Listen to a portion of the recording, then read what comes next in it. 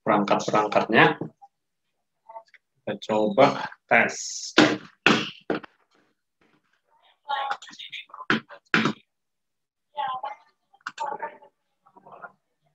Oke, baik. Bisa kelihatan? Terlihat, Pak. Terlihat ya? Jadi kita lanjutkan. Kemarin saya, kalau nggak salah, sampai sini atau sampai mana gitu ya. Itu saya ulang lagi lah. Daripada. Oke, saya ulang lagi ya. Jadi di dalam mekanika kuantum, ketika kita belajar mekanika kuantum, itu selalu dikaitkan dengan namanya ruang Hilbert, ya, Hilbert space ya, jadi Hilbert space. Jadi, bentar, ini nggak bisa di share.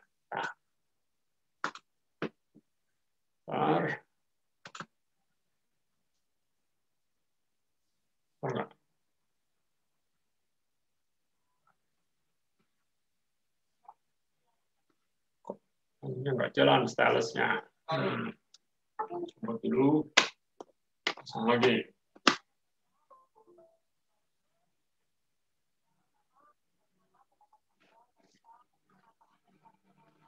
Ya, lagi ke sini.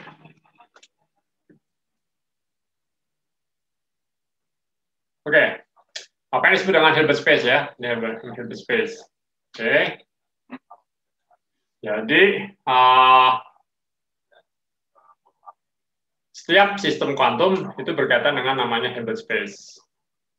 Dan Hilbert space itu memainkan peranan penting di dalam fisika kuantum, gitu ya, intinya begitu. Dan Hilbert space itu apa? Hilbert space itu adalah ruang vektor biasa, tapi dia kompleks dan memiliki norm atau memiliki dot product lah, kalau pakai bahasa sederhananya disebutnya dot product, gitu ya. Dan Hilbert space itu kita kasih notasi adalah A di sini, dan dia punya pasangan namanya bintang yang disebut dualnya, ruang dualnya. Nah, anggota dari ruang Hilbert itu adalah vektor karena dia adalah dia ruang vektor. Tetapi selain dia vektor, dia punya nama khusus kalau di kuantum ini karena kebiasaan saja sejak Dirac gitu ya. Jadi kita kebiasaan sebutnya adalah cat dengan notasi seperti ini ya, cat. Jadi ada garis terus ada kurung lancip ke kanan. Anggota dari yang H bintang yang adalah karena nanti gabung jadi bracket gitu ya. Bracketnya tidak seperti bahasa Inggris ada C-nya, jadi cuma bracket gitu ya. Jadi yang ada yang panahnya yang ada ke kiri, sedangkan yang ini panahnya yang ada ke kanan.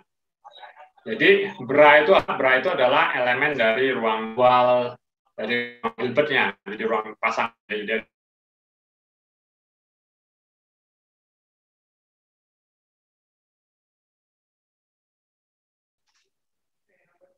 udah kelihatan ya sekarang ya.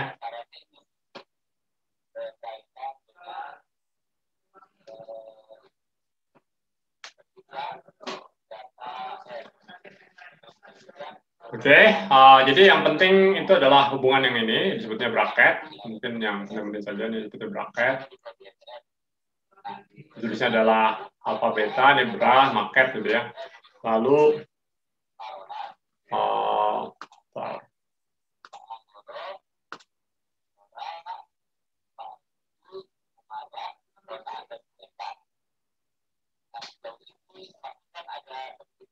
saya lihat dulu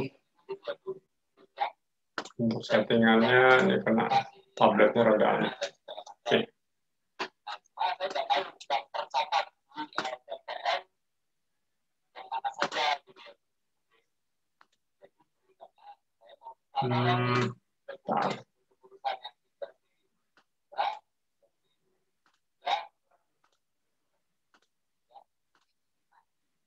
Oke. Ya. Oke, jadi ini adalah definisinya. Lalu yang penting adalah ini juga. Jadi ada namanya dual correspondence. Jadi setiap cat pasangannya ada bra, dan cara mencari dari bra ke cat ke bra gampang, tinggal menggunakan namanya Hermitian konjugat ya. Hermitian konjugat di sini. Lalu ini sifat yang kemarin yang kita telah pelajari, sifat linier. Ini kalau dikasih di sini ya pasti otomatis ya dikasih, karena C itu adalah bilangan biasa, maka dia pakai kompleks konjugat, tapi semua cat menjadi bra ya. Semua cat menjadi bra. Oke. Lalu ini adalah disebutnya adalah Schwarz inequality, mirip seperti kalau A dot B, kalau biasanya adalah A dot B itu pasti lebih kecil dari apa? Panjang A dikalikan panjang B gitu ya. Nah, kira-kira sama seperti itu, cuma ini dikuadratkan. Lalu kita bicara operator. Saya lupa kemarin sudah masuk operator belum ya? Operator itu penting karena kalau kita punya ruang Hilbert tadi tanpa operator tidak menarik. Jadi kita membutuhkan operator yang melakukan pemetaan dari vektor di sini ke vektor di ruang yang sama. Itu namanya adalah operator. Operator adalah kasus khusus dari pemetaan. Operatornya operator bisa linear, bisa antilinier. Kalau linear itu memiliki sifat linear seperti biasa. Ini ada C di sini bisa ditarik keluar gitu ya. Karena operatornya bekerja pada cat-nya, bukan pada bilangannya ya. Ya, jadi dia bekerja pada cat-nya menghasilkan cat yang baru. Ini sebutnya linear kalau kita bisa tarik keluar seperti ini. Kalau ketika kita tarik keluar ini di sebelah kiri dari operator yang menjadi kompleks konjugatnya, maka disebut ini antilinear. Nah, kebanyakan operator kita bahas nanti adalah yang linear, yang antilinearnya itu adalah yang apa? Kasus khusus nanti yang berkaitan dengan simetri pembalikan terhadap waktu, time reversal. Nah, operator tidak hanya bekerja kepada cat, tapi bekerja juga kepada bra. Nah, kalau dia bekerja pada bra, dia bekerjanya dari sebelah kanan ke kiri. Ya, kanan ke kiri ya, karena posisinya seperti ini. Jadi tidak seperti cat. Kalau cat kan dia dari X bekerja pada alpha gitu ya. Nah, kalau di sini X bekerja pada alpha dari kanan ke kiri. Hasilnya adalah bra yang lain juga. Jadi ini seolah pemetaan dari H bintang ke H bintang. Ya, jadi pemetaan dari bra ke bra. Ini kalau ada bra, kita akan jadi bra lagi gitu ya. Nah, kita bisa menggabungkan bra dan cat di sini dengan menggunakan notasi yang ringkas seperti ini. Jadi ini ada operator X, bisa dianggap bekerja dulu ke cat beta, hasilnya adalah cat yang baru, lalu kita ambil bracketnya dengan yang bra alpha, atau bisa juga kita asumsikan dia bekerja ke, misalkan, ini juga sama, kita bisa juga asumsikan dia bekerja misalkan ke alpha dulu, baru diaplikasikan ke beta. Jadi karena dia tidak masalah mau mana dulu, nah, di sini ada ini dulu, ke sebelah kiri dulu baru ke beta, sebelah kanan dulu baru ke alpha, maka kita gunakan notasi yang tanpa kurung, seperti ini saja. Jadi alpha x beta. Jadi itu cukup jelas. Tidak membingungkan, hasilnya sama. Lalu kemarin kita bahas juga namanya autoproduct, perkalian luar.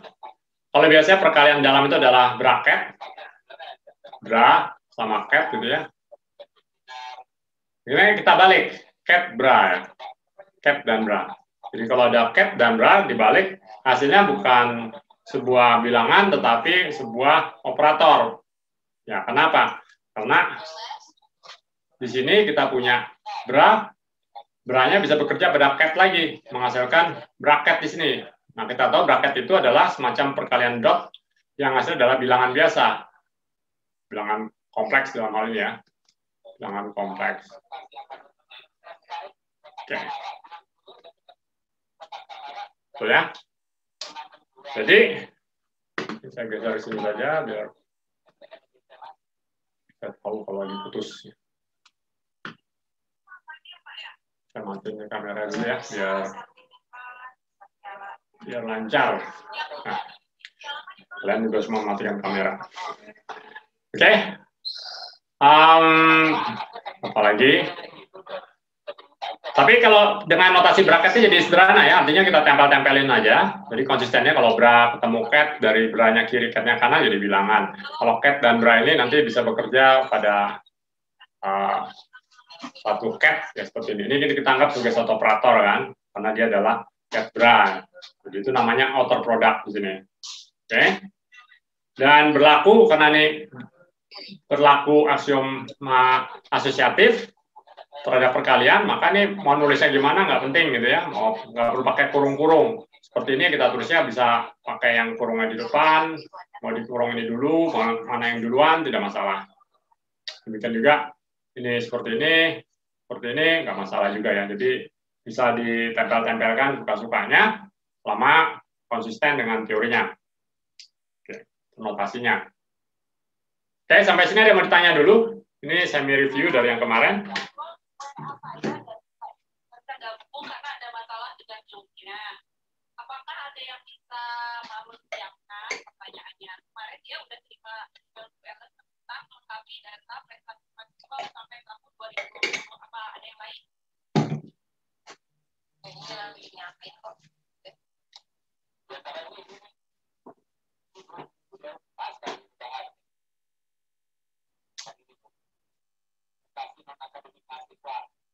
Oke, ada pertanyaan?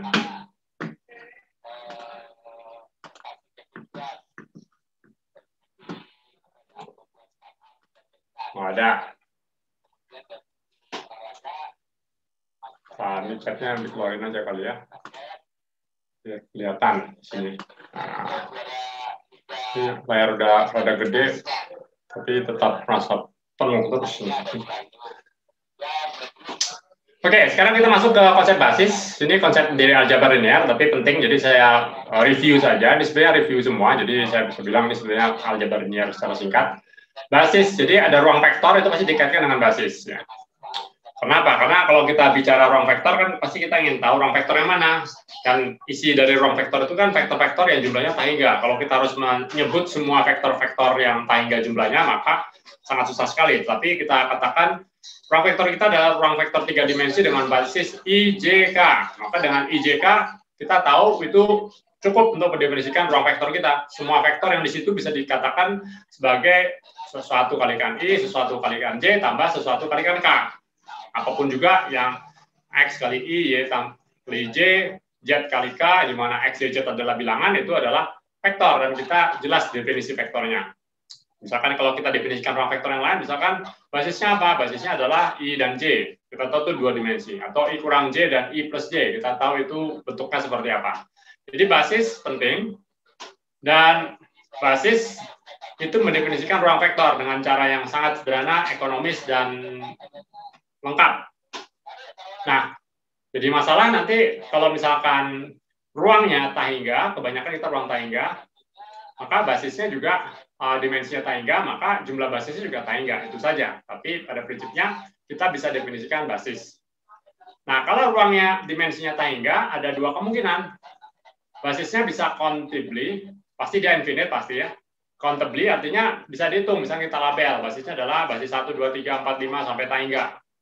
Atau bisa uncountably infinite, artinya tangga tapi nggak bisa dilabel dengan angka 1, 2, 3. Dilabelnya adalah oleh bilangan real, misalkan basisnya adalah basis misalkan kayak X gitu ya. X-nya dari minus tangga sama plus tangga.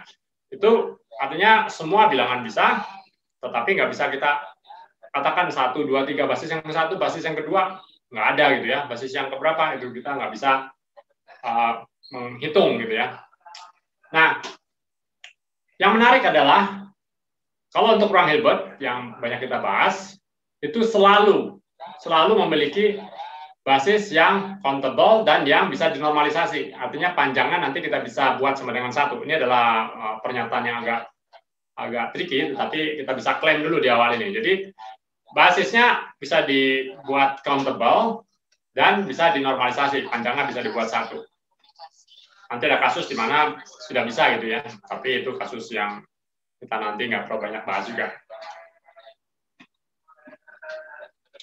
Yaitu yang di poin yang terakhir ini, bahwa di dalam mekanika kuantum seringkali kita juga berhadapan dengan basis yang tidak dapat di countable.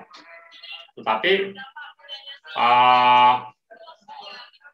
biasanya ini bukan bagian dari ruang Hilbert yang kita bahas. Jadi ini biasanya tidak dapat dinormalisasi dengan cara yang standar dan juga tidak masuk ke dalam ruang Hilbert. Nah, ada trik yang mengatakan, oh kita bisa modifikasi ruang Hilbertnya, disebutnya Rick Hilbert space, tapi kita nggak akan bahas itu. Nah, sekarang kita bahas mengenai basis ortonormal dan apa yang disebut dengan resolusi dari identitas, resolution of identity. Jadi, basis kita asumsikan discrete countable. Discrete itu artinya bisa kita 1, 2, 3 hitung seperti itu, dan kita labelnya untuk menyederhanakan, kita sebutnya langsung N di dalam ini. N itu adalah 1, 2, 3 melabel basis yang berbeda-beda. Itu disebut ortonormal atau tegak lurus dan panjangnya 1. Ada dua kata ini, ortogonal dan normalize. Ortogonal artinya tegak lurus, ini artinya panjangnya 1 ya. Jadi disebut ortonormal kalau bracketnya NM ini itu sama dengan delta NM. Disingkat dari Fismat, delta NM artinya adalah sama dengan nilainya dengan 1 atau 0. 1 kalau N sama dengan M, dan 0 kalau N tidak sama dengan M. Oke ya. Jadi kalau misalkan 1, 1 ya nilainya 1. Kalau 1, 2 ya 0. Jadi kalau beda dia tegak lurus, kalau sama dia panjangnya 1. Nah, kalau kita punya basis, maka sembarang vektor atau sembarang ket, kita sebut saja gamma, itu dapat diwakilkan atau dapat dituliskan sebagai kombinasi linear dari vektor-vektor basis tersebut. Nah, kombinasi linear adalah konsep yang penting di dalam aljabar linear. Jadi, apa itu kombinasi linear? Artinya sembarang vektor dapat dituliskan sebagai penjumlahan seperti ini saja. Di mana C itu melabel koefisien dari basis tersebut atau vektor basis tersebut. Misalkan kalau kita IJK, maka kombinasi linear adalah 3i tambah 4j minus 5k. Misalkan itu contoh dari kombinasi linear yang menggambarkan sebuah vektor. Nah, ini kita bisa tuliskan seperti ini, bisa dibalik posisinya nggak masalah, karena ini cuma bilangan saja. Ini mau C-nya di kanan, mau C di sebelah kiri. Ini menyatakan penjumlahan untuk semua N yang mungkin. Nah, karena kita punya basis yang ortonormal, maka kalau kita ingin mencari koefisiennya, misalnya kita ingin tahu Cn-nya apa sih kalau diberikan suatu vektor atau ket gamma, caranya sederhana, tinggal kita buat bracketnya terhadap proyeksinya terhadap basis yang Kn misalkan, maka kita otomatis dapat Cn. Ini sama saja kasusnya seperti kalau kita punya vektor A gitu ya, dengan apa AX, I, AJ tambah AZK. Kita diberikan vektor A, kita disuruh mencari AX gitu ya. Bagaimana cari AX? Caranya gampang. Ingat ya bahwa X itu adalah tinggal I didotkan dengan A. Proyeksi A ke I dapatnya adalah AX. Juga sama nih, proyeksi dari gamma ke yang vektor ke N dapatnya adalah Cn. Nah, kalau kita substitusikan balik ke atas di sini, Cn adalah N gamma, balik ke di sini dimanapun juga. Nah, untuk yang ini kita substitusikan ini Cn-nya ke sana. Maka kita dapatkan bentuk yang ini kan. Nah, ini mengandung N, ini tidak mengandung N, berarti penjumlahannya bisa kita buat cuma yang daerah sini saja kan, yang mengandung N saja kan. Nah, ini gamma sebenarnya sesuatu kalikan gamma, maka otomatis yang ini adalah sebenarnya operator satuan. Nah, ini adalah operator satuan, ini operator ya.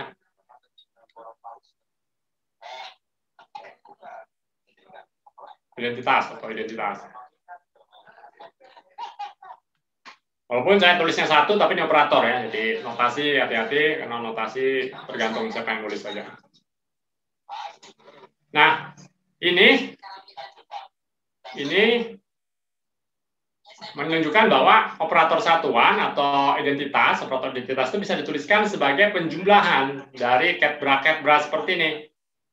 Nah, karena dia bisa dituliskan sebagai penjumlahan, maka identitas itu memiliki resolusi atau dekomposisi ya, sebenarnya resolusi dari identitas. Identitas yang kelihatan cuma satu operator bisa kita lihat dalamnya isinya apa sih? Oh, bisa kita tuliskan dalam bentuk seperti ini. Jadi disebutnya adalah resolution of identity. Jadi setiap ada kata resolution of identity, itu maksudnya adalah seperti ini. Ya.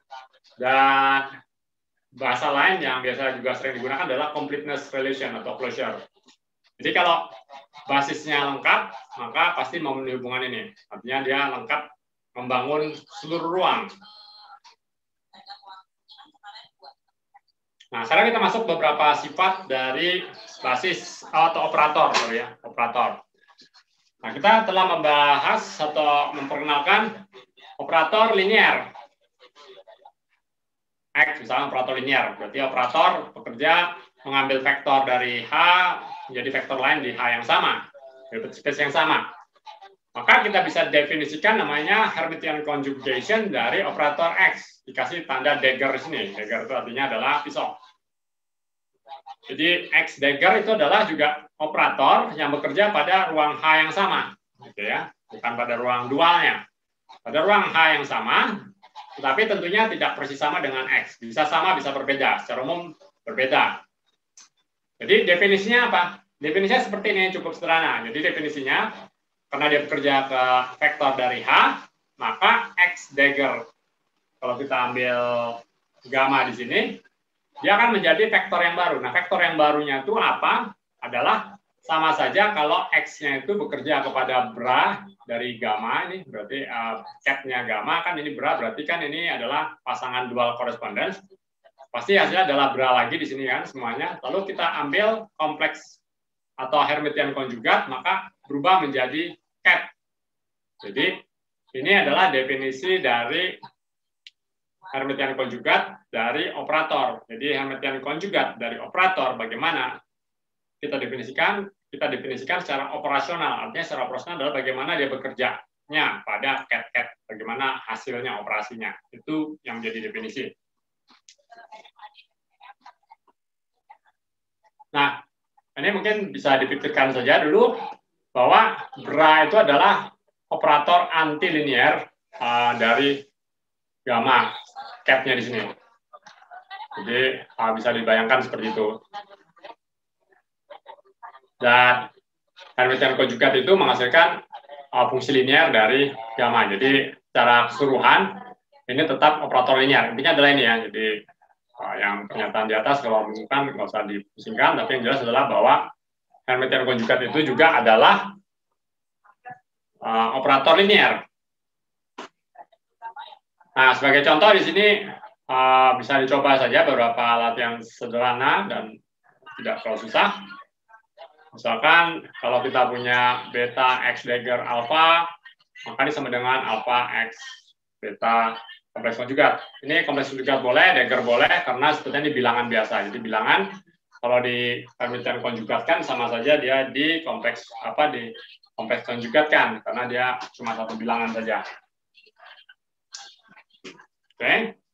Demikian juga kalau di Hermitian konjugatkan 2 kali, maka kembali ke dirinya lagi. Ini juga tadi kita udah bahas, mirip seperti sebelumnya. Ini sama seperti transpose, kalau masih ingat ya berarti dibalik posisinya. Dan yang terakhir sama juga. Jadi karena seperti yang di atas, ini sebagai contoh kasus saja.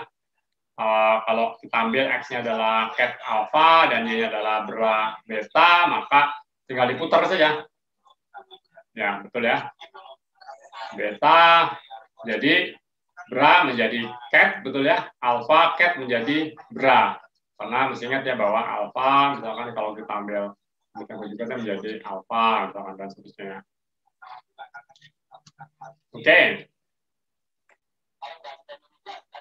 Nah, beberapa sifat operator yang sering dipakai nanti adalah operator yang disebut Hermitian. Jadi operator Hermitian itu adalah jika Hermitian konjugatnya sama dengan dirinya, disebutnya Hermitian. Nah, untuk operator Hermitian, dapat dibuktikan dari yang hasil sebelumnya. Jadi kalau ini Hermitian, berarti X dagger sama dengan X, maka artinya ini sama-sama X saja kan ya. Artinya sama seperti di sini. Jadi alpha X beta sedangkan beta X alpha kompleks konjugat. Ya. Ini disebutnya adalah Hermitian. Nah, kalau anti-Hermitian bedanya cuma tanda minus saja. Jadi ada tanda minus di sini, maka disebutnya anti-Hermitian. Nah, sama seperti di kasus matriks, di mana matriks bisa dituliskan sebagai penjumlahan matriks simetrik tambah matriks antisimetrik, atau seperti fungsi bisa dituliskan sebagai fungsi ganjil tambah fungsi genap. Di sini juga sama, sembarang operator itu selalu bisa dituliskan atau dikomposisi sebagai penjumlahan dari operator Hermitian tambah operator anti Hermitian. Ya, seperti ini. Ini pasti ini Hermitian, ini pasti anti Hermitian ya. Caranya dengan jumlah kurang seperti ini, tapi ini otomatis Hermitian, bisa dicek dengan mudah. Ini otomatis anti Hermitian.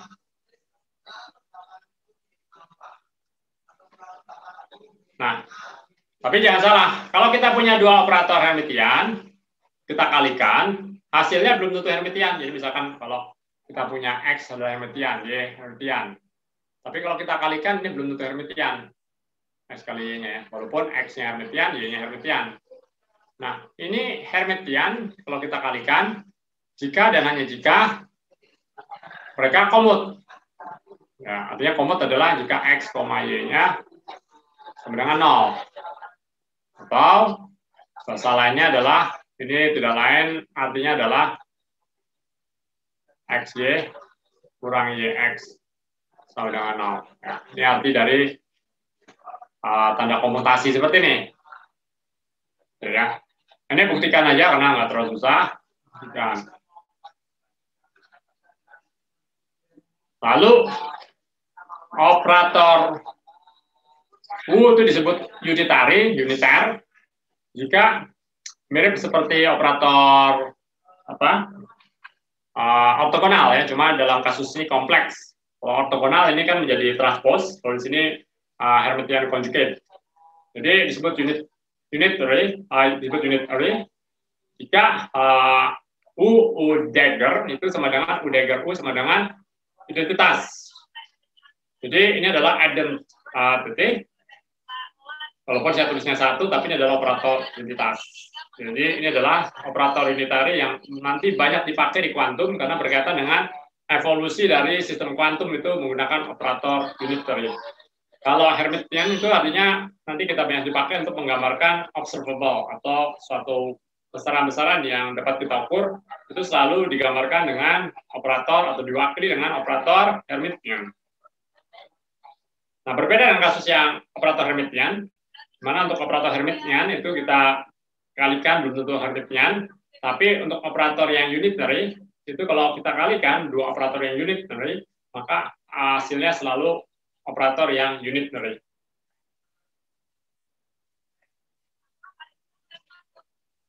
Oke, sampai sini ada pertanyaan? Yang tadi dicoba ya. Nah, sekarang kita masuk ke bab berapa nih? Bab 3 dari Boas ya. Yang berkaitan dengan aljabar linier. Jadi kalau yang lupa juga, tolong dilihat Boas. Boas.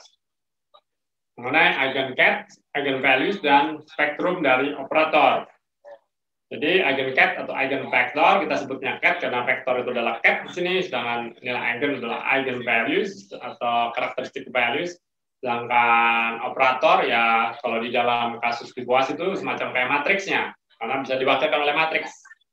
Jadi matriks memiliki eigenvector, vektor eigen memiliki nilai eigen. Di sini operator yang memiliki eigenvector atau eigenket dan juga memiliki nilai eigen.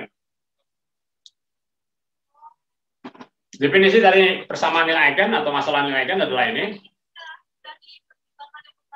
Jadi dari sini kita tahu bahwa A di sini adalah namanya eigenvector. Oke, eigenvector. Dan A kecil ini adalah bilangan kompleks yang disebut dengan eigenvalues. Oke, eigenvalues dan eigenvector, di mana A besar adalah operatornya atau matriksnya kalau di dalam Boas. Oke, eigenvector disebut juga eigenket di sini dan A adalah eigenvalue. Nah, ini kita tuliskan dalam bentuk ket, tetapi bisa juga dalam bentuk bra. Kalau bra misalkan bekerja ke sebelah kiri semuanya, A begitu pada B sama dengan bra B dikalikan B. Ini juga sama, disebutnya adalah eigen bra dan eigenvalue atau left eigenvalue. Tetapi yang menarik adalah kalau dimensinya berhingga, maka yang right eigenvalue dan left eigenvalue itu sama semua. Jadi kita nggak terlalu pusing nanti dengan perbedaan antara right and left eigenvalue. Jadi semuanya kita ambil biasanya bentuk persamaannya seperti ini saja. Nah, spektrum itu adalah bahasa lain dari himpunan eigenvalue. Jadi himpunan eigenvalue di sini membuat apa yang disebut namanya adalah spektrum. Jadi spektrum adalah himpunan dari semua eigenvalue dari suatu operator. Dan himpunan dari eigenket untuk sebuah eigenvalue itu disebutnya adalah eigenspace, ruang eigen. Itu tidak lain adalah himpunan dari eigenket untuk sebuah eigenvalue. Jadi misalkan suatu eigenvalue A gitu memiliki lebih dari satu eigenket, maka eigenket yang berkaitan dengan nilai A tersebut, eigenvalue A tersebut membentuk namanya ruang eigen. Kalau cuma satu, ya ruang eigen itu cuma satu dimensi saja. Kalau lebih dari satu, bisa 2 dimensi, 3 dimensi, tergantung berapa banyak eigenket dari sebuah eigenvalue tersebut. Jadi tiap eigenvalue memiliki ruang eigen yang dimensinya bisa berbeda-beda, tergantung jumlah eigenket yang berkaitan dengan eigenvalue tersebut. Nah, kalau dia cuma punya satu eigenket atau ruang eigennya cuma satu dimensi, disebutnya itu kasus yang non-degenerate. Tapi jika ruang eigennya lebih dari satu dimensi, artinya ada lebih dari satu eigenket yang berbeda tentunya, yang berkaitan dengan sebuah eigenvalue, maka disebutnya adalah degenerate. Ya.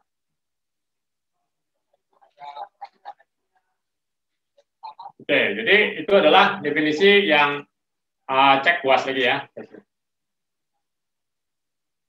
Bab berapa sih? Bab 3 ya, atau bab 4, saya lupa. Atau bab 6. Ada yang masih ingat bab berapa? UAS bab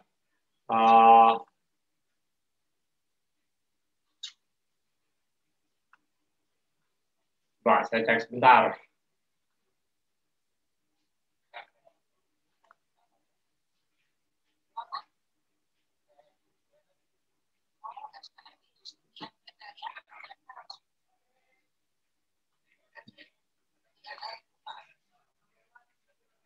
UAS bab 3, betul ya?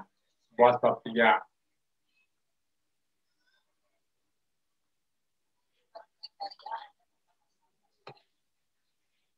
Bab 3. Oke. Nah, ini contoh spektrum. Jadi spektrum dari atom hidrogen. Kemana nih? Satu. Ini spektrum itu adalah nilai eigen dari operator tertentu. Misalkan kalau kita operatornya adalah Hamiltonian atau energi dari osilator harmonik, maka spektrumnya seperti ini.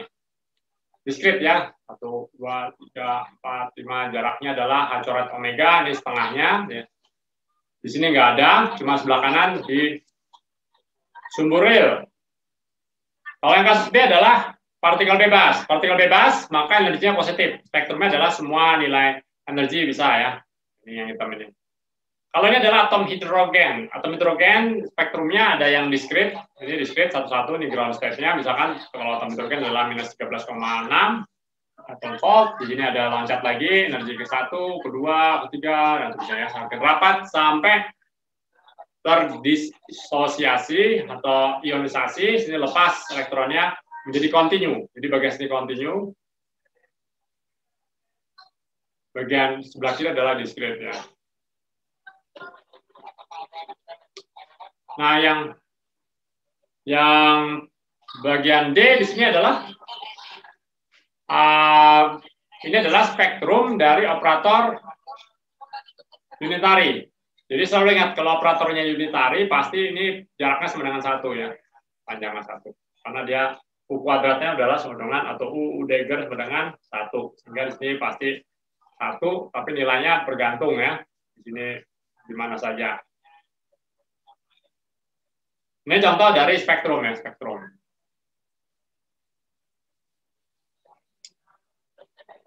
Nah, ini sifat-sifat dari operator Hermitian. Ini perluasan dari operator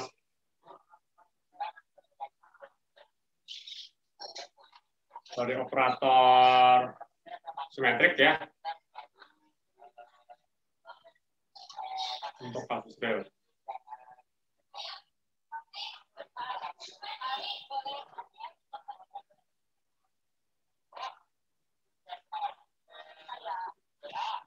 Nah, ini sama saja seperti kasus yang operator-operator simetrik. Cuma kalau untuk kasus yang kompleks namanya Hermitian. Nah, sifat-sifat ini penting dan sudah dipelajari di BOAS di semester 1, FISMAT 1 untuk kasus operator simetrik. Jadi perluasannya ke sini cukup sederhana. Mungkin ada juga Hermitian di sana ya kalau saya nggak salah, saya lupa. Harusnya ada. Dan yang pertama adalah untuk operator Hermitian, eigenvalues-nya itu adalah real. Jadi eigenvalues dari operator Hermitian adalah real. Yang kedua adalah nilai eigennya untuk yang bra maupun yang cat sama-sama A di sini ya. Jadi kita nggak terlalu pusing menuliskan untuk yang bra atau cat. Pokoknya kita hitung yang cat saja, nanti tinggal kita balik jadi bra. Lalu yang ketiga ini yang lebih penting, biasanya 1 dan ketiga, yang kedua ini kita pakai saja, penting itu, tapi kita selalu lupa. Kita asumsikan. Yang ketiga adalah bahwa nilai eigen itu berkaitan dengan namanya ruang eigen kan. Nah, ruang-ruang eigen untuk nilai eigen yang berbeda itu pasti tegak lurus. Jadi kalau misalkan ada vektor eigen yang berkaitan dengan nilai eigennya adalah 1, lalu ada vektor eigen yang berkaitan dengan nilai eigennya adalah 5, karena 1 sama 5 itu beda, maka kedua vektor eigen tersebut pasti tegak lurus. Intinya begitu. Atau dengan kata lain, kalau kita punya dua vektor yang kita pilih dari dua buah ruang eigen yang berbeda, dua ruang eigen yang berkaitan dengan nilai eigen yang berbeda, maka mereka dijamin 100% tegak lurus. Asumsinya operatornya harus Hermitian.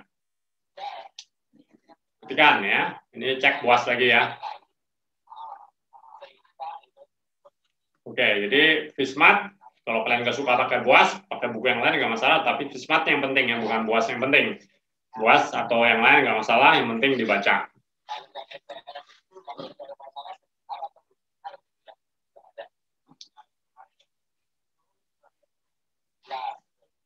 Oke, bagaimana? Ada pertanyaan?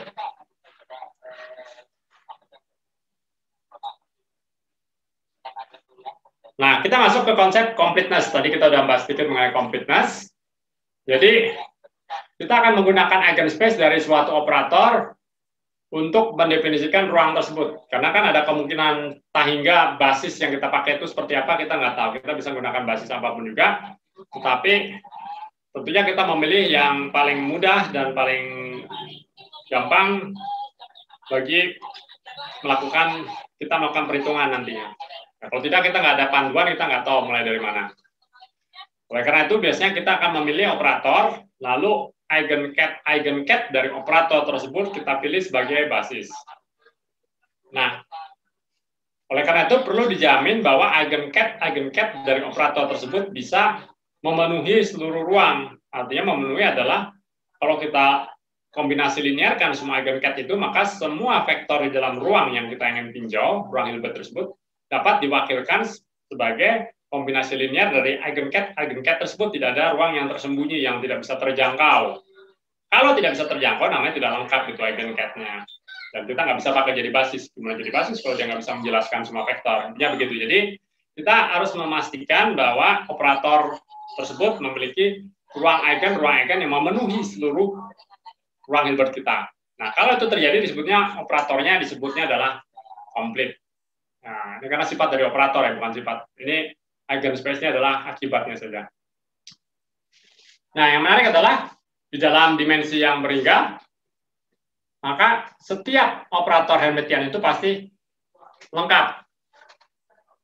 Pasti komplit. Every. Jadi, karena lengkap, maka untuk setiap operator Hermitian kita bisa membuat namanya ortonormal basis eigen. Artinya apa? Artinya eigencat-nya kita jadikan basis, lalu kita buat normalisasi. Kalau tegak lurus kan otomatis kita bisa buat tegak lurus. Dan kita bisa lakukan proses Gram-Schmidt seperti di mana? Komputasi, atau di Viscom, atau di Boas mungkin ada, saya lupa. Di Viscom yang jelas ada. Dan dari sini kita bisa membentuk eigenbasis namanya. Misalnya adalah eigenbasis. Jadi eigenbasis itu apa? Ortonormal eigenbasis adalah basis-basis ortonormal yang merupakan juga eigenvektor dari sebuah operator. Nah, begitu ya.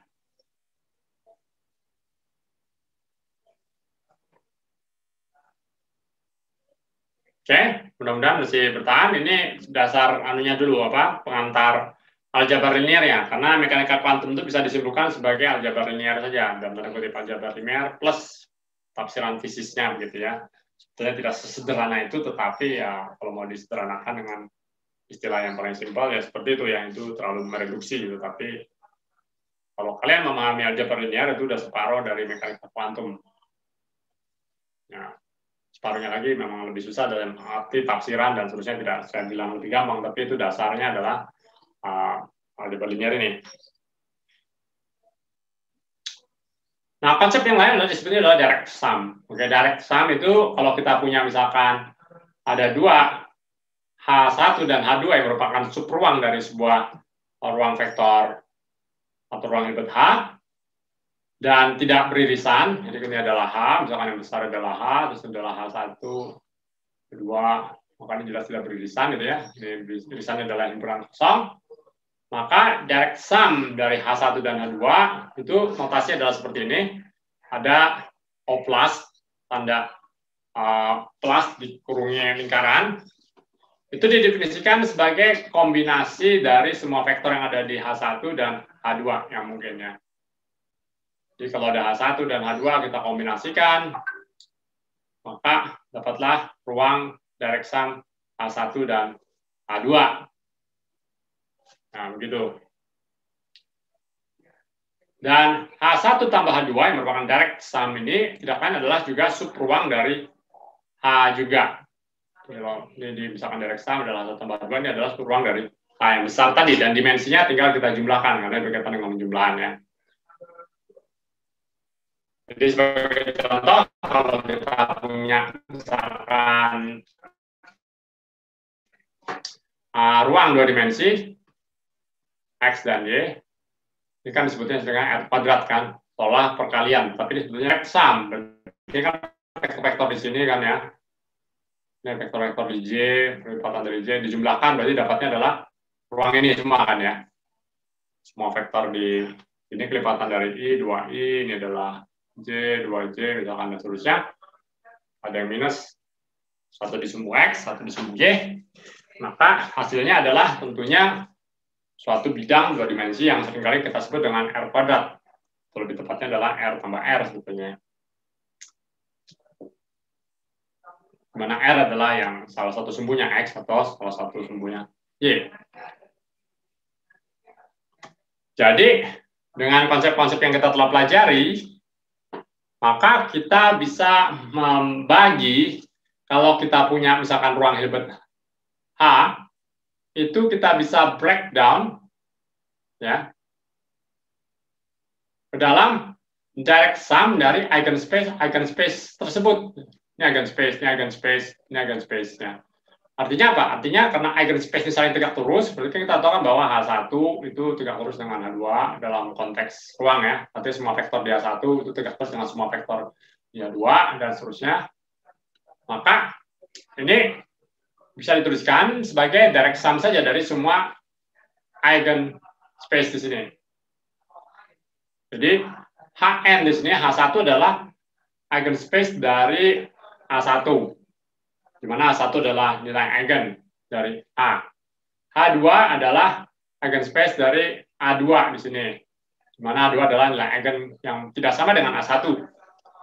Dan seterusnya sampai Hn adalah eigenspace yang berkaitan dengan nilai eigen An yang tidak sama dengan semua nilai eigen yang lainnya di sini.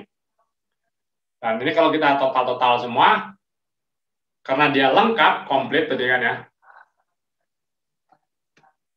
Jadi, kalau dia komplit, jika memenuhi ini, bahwa semua eigenspace itu kalau kita direct sum-kan, akan menghasilkan atau memenuhi seluruh ruang Hilbertnya.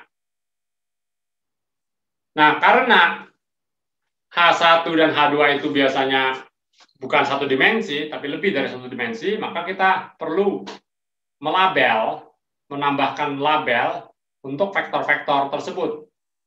Karena ada beberapa vektor yang berkaitan dengan misalkan nilai eigen A1, tidak hanya satu, bisa lebih. Dengan A2 misalkan lebih dari satu vektor. Yang AN juga lebih dari satu vektor. Oleh karena itu notasinya kita tuliskan ada dua. Yang ini N menunjukkan ruang eigen yang mana, misalkan H1, H2 itu N-nya, sedangkan R di sini menunjukkan yang di dalamnya. Jadi yang R, kalau N tadi adalah menunjukkan rupanya ruang eigennya, yang R ini melabel vektor-vektor yang saling bebas linear yang ada di dalam ruang eigen ke N tadi. Karena kan belum tentu satu, misalnya ada 3 vektor di situ, berarti N-nya 1, misalkan A1, N1, berarti R-nya kita label 1, 2, 3. Berarti ruang eigen yang berkaitan dengan eigen value yang A1, itu 3 dimensi, sehingga ada 3 vektor di situ. Jadi R-nya itu berjalan dari 1 sampai dimensi dari HN-nya. Dan kita pilih sedemikian rupa sehingga vektor-vektor tersebut saling ortonormal juga, tegak lurus, dan panjangnya 1. Jadi kalau kita tuliskan semuanya, maka kita dapatkan hasilnya adalah seperti ini, bahwa NR itu adalah N-nya dari 1 sampai N, ada N besar buah eigen space, ruang eigen, R-nya itu bergantung setiap N kecil di sini. Jadi bergantung kepada dimensi dari tiap ruang eigennya. Jadi dia bergantung pada ruang eigennya, yaitu sampai dimensi dari HN. Ya. Jadi bergantung, R bergantung pada N misalnya. Nah ini notasi kita seperti itu. Sehingga karena kita mengasumsikan semuanya adalah ortonormal, maka berlaku seperti ini sekarang, bahwa kalau N-nya berbeda dia 0, kalau R-nya berbeda, N-nya sama juga dia 0. Jadi delta N aksen dikalikan delta R aksen.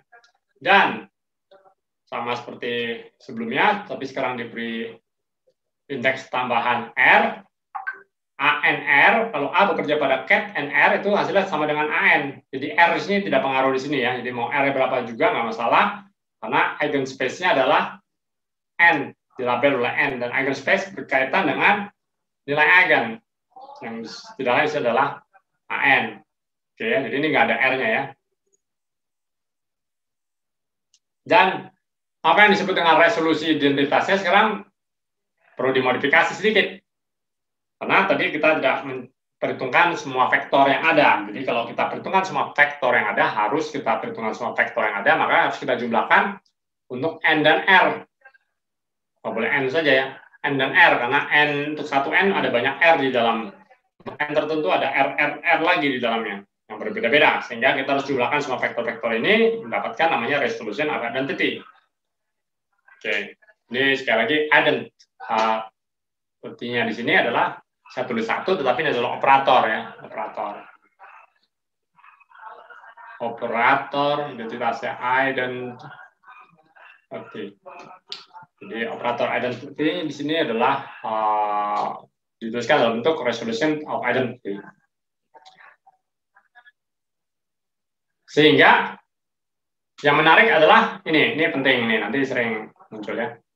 Operator A itu bisa dituliskan dalam cara seperti ini. Mungkin kalian ingat bentuk-bentuk seperti ini mirip seperti yang dipelajari di BOAS ketika belajar diagonalisasi.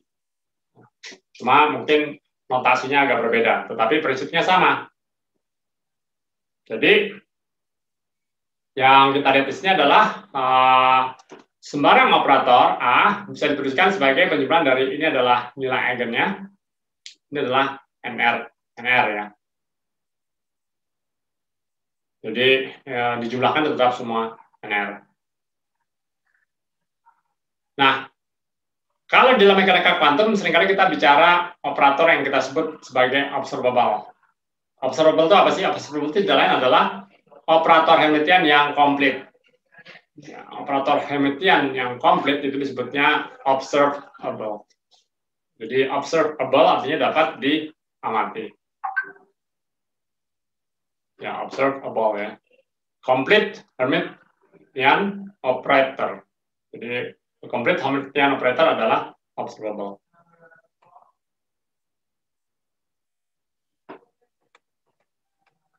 Oke,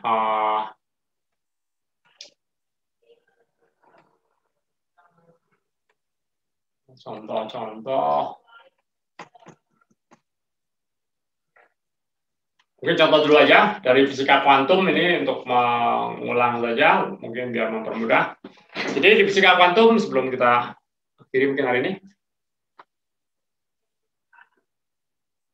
dalam fisika kuantum kita belajar Hilbert space dari fungsi gelombang ya dalam satu dimensi. Biasanya kita sebutnya adalah psi of x itu dengan bracketnya. Kalau kita punya dua buah psi of x dan phi of x itu psi dan v, maka bracketnya itu tidak lain adalah integral seperti ini saja. Jangan lupa ini ada Hamilton conjugate-nya karena ini adalah kompleks ya. Jadi yang sebelah kiri pasti lo di Hamilton conjugate karena itu adalah Hamilton conjugate dari yang cat-nya. Integralkan dari minus tangga sampai plus tangga. Dan untuk oscillator harmonik satu dimensi, kita tahu Hamiltonnya adalah ini adalah energi kinetik, ini adalah potensial pegas ya. Nah, ini adalah Hamiltonian, maka kita bisa hitung operator ini adalah quasi-Hermitian. Bisa dicek saja di buku Pistum. Dan bisa dicek di buku Pistum, mungkin pernah belajar, atau di Boas juga ada, di bab 12, yang berkaitan dengan polinom Hermit, bahwa dia solusinya adalah, atau nilai eigennya adalah diskrit seperti ini. Ini adalah nilai eigennya. N tambah setengah H coret omega. Di mana omega ada di sini. Ini adalah coretnya harusnya ya. Tapi kita ngapis P, bahwa P itu adalah sama dengan H coret K ya. Di mana K itu adalah bilangan gelombang. Dan kita bisa mencari yang kita sebut fungsi eigen ya. Fungsi eigennya apa? Karena ini bukan cat, fungsi eigen. Fungsi eigen berkaitan dengan H itu apa sih? Fungsi eigennya adalah kita sebut dengan notasi UN dari X, itu normalizable, dan tegak lurus. Jadi kita tahu bahwa fungsi eigennya adalah apa?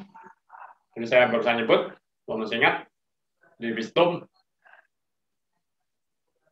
Ingat ya?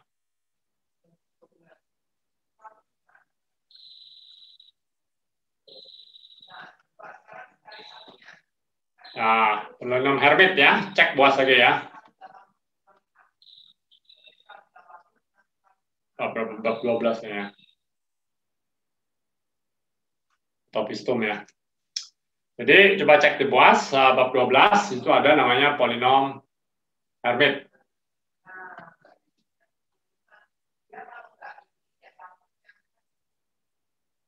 Ini ikut-ikutan naik turun, ntar.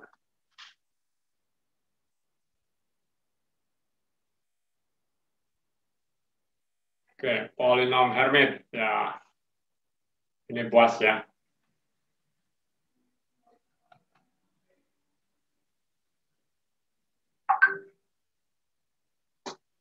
Oke. Dan bisa kita normalisasi dengan cara seperti ini, itu biasa ya. Oke, jadi N ini berkaitan dengan yang UN dan seterusnya. Jadi dengan kata lain sebetulnya UN X itu tidak lain adalah sama dengan X N nanti ya. Dan kita bisa buat juga resolusi of identity-nya seperti sebelumnya juga seperti ini.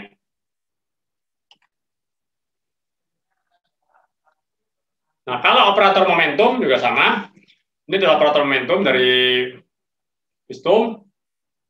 Maka dia adalah operator yang Hermitian. Kalau nggak percaya, cek lagi dari Vistum. Dan kita bisa menuliskan persamaan eigennya seperti ini. Ini persamaan eigen ya. Persamaan eigen berarti ini adalah operator bekerja pada UP, eigen, operator fungsi eigennya sama dengan bilangan dikalikan eigennya. Nah, P ini kita ganti dengan yang tadi kan. Pada ya inilah.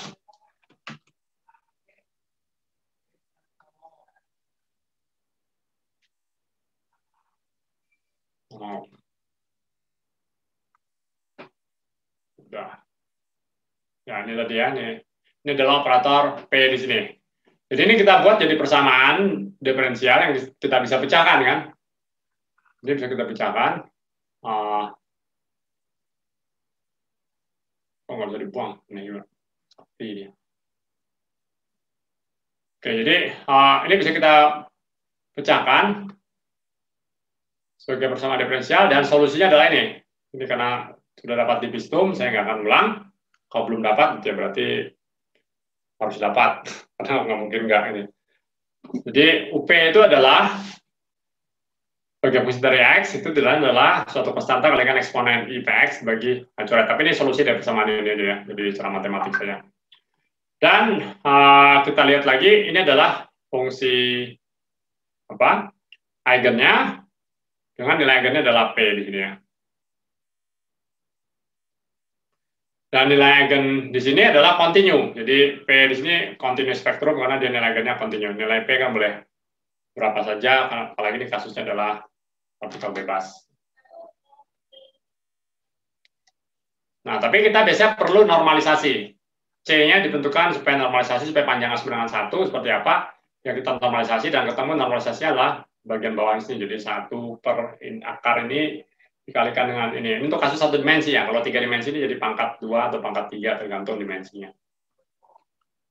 Dan normalisasi dan tegak lurus. Nah, konsep tegak lurus di sini karena kasusnya kontinu itu tidak pakai Kronecker delta tapi pakai Dirac delta.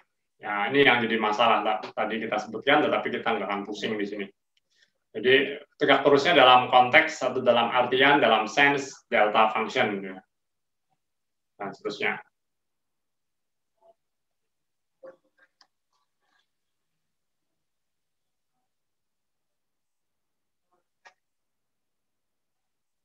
Nah, apalagi mungkin dikit lagi contohnya, ini semua sudah di Vistum ya, jadi paling dicek lagi saja.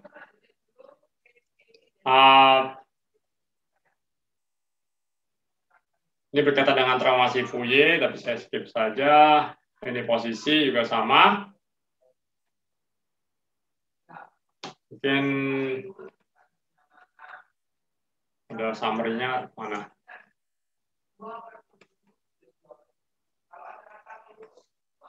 Mungkin contoh yang terakhir yang ini yang mungkin kalian lebih familiar biasanya adalah atom hidrogen. Jadi untuk atom hidrogen dalam model elektrostatik tanpa spin, no spin, maka kita tahu bahwa untuk atom hidrogen eigen cap dari energinya adalah dilabel oleh NLM. Nah, N itu semacam kayak N yang tadi, LM itu semacam R-nya tadi ya. Jadi ini R yang tadi, ini yang N-nya kita ya. Seperti itu ya. Jadi sama juga ini N aksen, R aksen gitu ya. Ini kebetulan R itu bisa melabel lebih dari 1. Tadi cuma simbol saja. Dan ini semuanya memenuhi hubungan ortonormalitas. Nah, kalau continue bisa N-nya kita ganti dengan E, karena E continue. Kalau discrete ya pakai N tadi. Hubungannya sama, cuma kita ganti dengan delta Dirac. Kalau misalkan campuran ada yang discrete dan yang kontinu, berarti resolusi identitasnya harus semuanya, nggak boleh cuma sebagian saja. Jadi ada yang discrete, penjumlahan, yang kontinu ya integral terhadap DE gitu ya.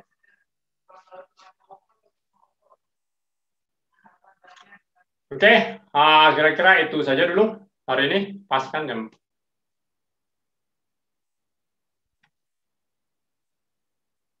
Nah, ini contoh yang spektrumnya campuran ya. Kalau di sini dia discrete ya. Tapi di atasnya continue ya. Continue. Karena nggak ada bebas kan, dia bisa ke sana seterusnya. Tanya enggak. Biasanya mentok tapi sebelah kirinya tanya enggak. Ini campuran antara yang discrete sama yang continue.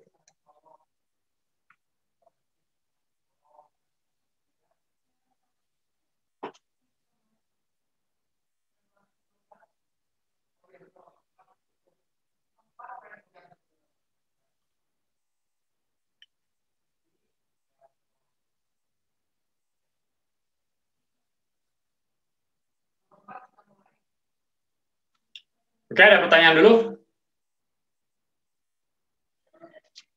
Mudah-mudahan sudah ingat kembali yang konsep-konsep dasar dari fisika kuantum. Dan tambahan lagi dari ini apa? Dari apa namanya? Algebra linear ya, algebra linear dan fisika kuantum.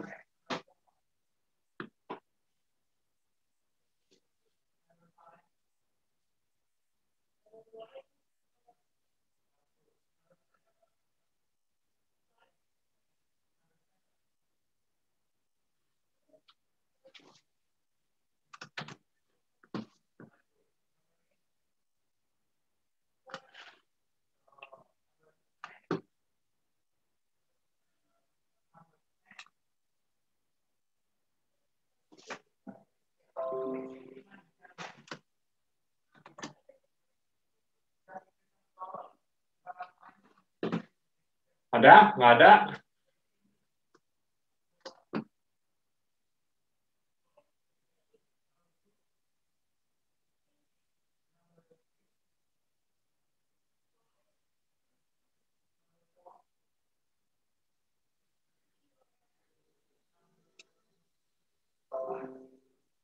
Nggak ada ya?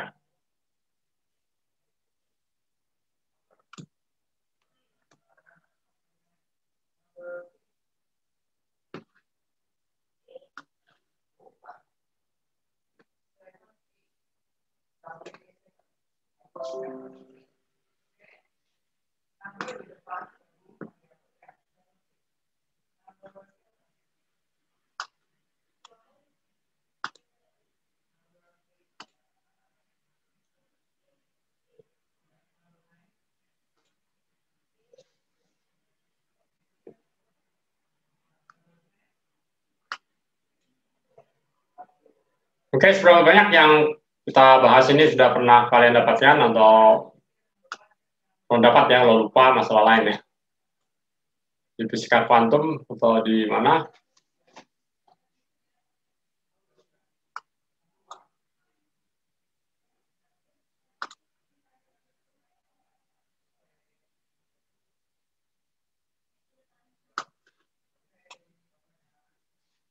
Bagaimana?